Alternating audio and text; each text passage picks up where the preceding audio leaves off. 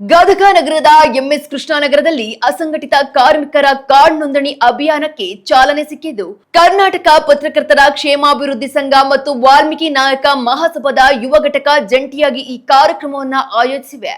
ಕಾರ್ಯಕ್ರಮದಲ್ಲಿ ಮಾತನಾಡಿದ ಕಾರ್ಮಿಕ ಇಲಾಖೆಯ ಅಧಿಕಾರಿ ಶ್ರೀ ಶೈಲ ಸೋಮನಕಟ್ಟಿ, ಅಸಂಘಟಿತ ವಲಯದ ಕಾರ್ಮಿಕರನ್ನ ಗುರುತಿಸಿ ಸರ್ಕಾರದ ಸೌಲಭ್ಯ ತಲುಪಿಸುವುದೇ ನಮ್ಮ ಗುರಿ ಎಂದಿದ್ದಾರೆ. ಪ್ರಸ್ತುತ ಹಮಾಲರು, ಟೈಲರ್ಗಳು, ಕ್ಷೌರಿಕರು ಸೇರಿದಂತೆ 91 ವೃತ್ತಿ ವರ್ಗಗಳನ್ನ ಈ ವ್ಯಾಪ್ತಿಗೆ ತರಲಾಗಿದ್ದು 18 ರಿಂದ 60 ವರ್ಷದೊಳಗಿನ ಪಿಎಫ್ ಮತ್ತು ಇಎಸ್ಐ ಸೌಲಭ್ಯ ಇಲ್ಲದ ಕಾರ್ಮಿಕರು ನೋಂದಾಯಿಸಿಕೊಳ್ಳಬಹುದು. ಈ ವೇಳೆ ಮಾತನಾಡಿದ ಹಿರಿಯ ಪತ್ರಕರ್ತ ಅನಂತ ಕಾರ್ಕಳ, ನೋಂದಣಿ ಪ್ರಕ್ರಿಯೆಯನ್ನ ಇನ್ನಷ್ಟು ವೇಗಗೊಳಿಸುವಂತೆ ಇಲಾಖೆಯನ್ನ ಕೋರಿದ್ದಾರೆ. ಸ್ಥಳೀಯ ಟೌನ್ ಪ್ಲಾನ್ ಸದಸ್ಯ ಬಸವರಾಜ್ ಕಾಡಿಮನಿಯವರು ವಾರ್ಡ್ನಲ್ಲೇ ಕಾರ್ಯಕ್ರಮ ನಡೆಸಿರುವುದಕ್ಕೆ ಸಂತಸವನ್ನ ವ್ಯಕ್ತಪಡಿಸಿದ್ದು, ಈ ಕಾರ್ಯಕ್ರಮದ ಯಶಸ್ಸಿಗೆ ಗದಗ ಜಿಲ್ಲಾ ಪತ್ರಕರ್ತರ ಕ್ಷೇಮಾಭಿವೃದ್ಧಿ ಸಂಘದ ಅಧ್ಯಕ್ಷ ಮಂಜುನಾಥ ಮರಾಠೆ ಹಾಗೂ ಅವರ ತಂಡ ಸಕ್ರಿಯವಾಗಿ ತೊಡಗಿಸಿಕೊಂಡಿದೆ. ಇದು ಒಳ್ಳೆಯ ಕೆಲಸ. ಇಲ್ಲಿ ನಮ್ಮ ಮಂಜುನಾಥ ಮರಾಠೆ ಸುಮಾರು ಸಲ ನಮ್ಮ ಕಚೇರಿಗೆ ಆಗಮಿಸಿ ಇದರ ಬಗ್ಗೆ ಮಾಹಿತಿಯನ್ನು ಪಡೆದುಕೊಂಡು ನಿನ್ನೆಯೂ ಕೂಡ ಬಂದಿದ್ದು, ಹಿಂದೆ ಕೂಡ 2-3 ಸಲ ಬಂದು ಇದ್ರ ಬಗ್ಗೆ ಮಾಹಿತಿಯನ್ನು ತಿಳ್ಕೊಂಡಿದ್ದಾರೆ. ಅವರು ಕೂಡ ಈಗ ವಿಷಯ ಅಧ್ಯಕ್ಷರಾಗಿದ್ದಾರೆ. ಇಲ್ಲಿ ನಮ್ಮ ಕರ್ನಾಟಕದಲ್ಲಿ ಏನು ಕಾರ್ಮಿಕ ಇಲಾಖೆ ಮೊದಲನೇದಾಗಿ ಈ ಅಸಂಘಟಿತ ಕಾರ್ಮಿಕರನ್ನು ನಾವು ಕರಿತೀವಿ. ಈ ಅಸಂಘಟಿತ ಕಾರ್ಮಿಕರು ಬೇರೆ ಬೇರೆ ವೃತ್ತಿಯನ್ನು ಮಾಡ್ತಕ್ಕಂಥವ್ರು ಇರ್ತಾರೆ. ಈಗ ನಮ್ಮಲ್ಲಿ ಮುಖ್ಯವಾಗಿ ಏನಪ್ಪ ಅಂತಂದ್ರೆ ಕಾರ್ಮಿಕ ಇಲಾಖೆ ಮೊದಲನೇದಾಗಿ ಈ ಅಸಂಘಟಿತ ಕಾರ್ಮಿಕರಲ್ಲಿ ನಾವು ಮೊದಲು 12 ವರ್ಗ ಇತ್ತದು.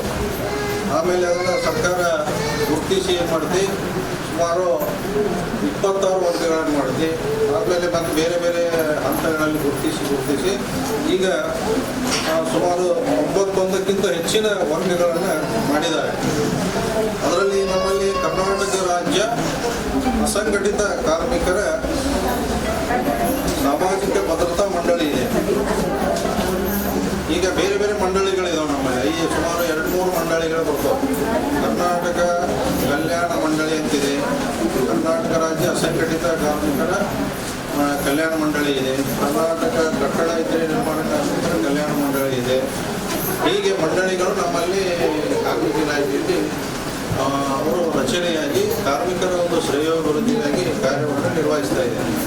ಹಾಗಾಗಿ ಈ ಕರ್ನಾಟಕ ರಾಜ್ಯ ಅಸಂಘಟಿತ ಕಾರ್ಮಿಕರ ಸಾಮಾಜಿಕ ಮಂಡಳಿ ಏನಿದೆ, ಇದರಲ್ಲಿ ಮುಖ್ಯವಾಗಿ ಏನಪ್ಪಾ ಅಂತಂದ್ರೆ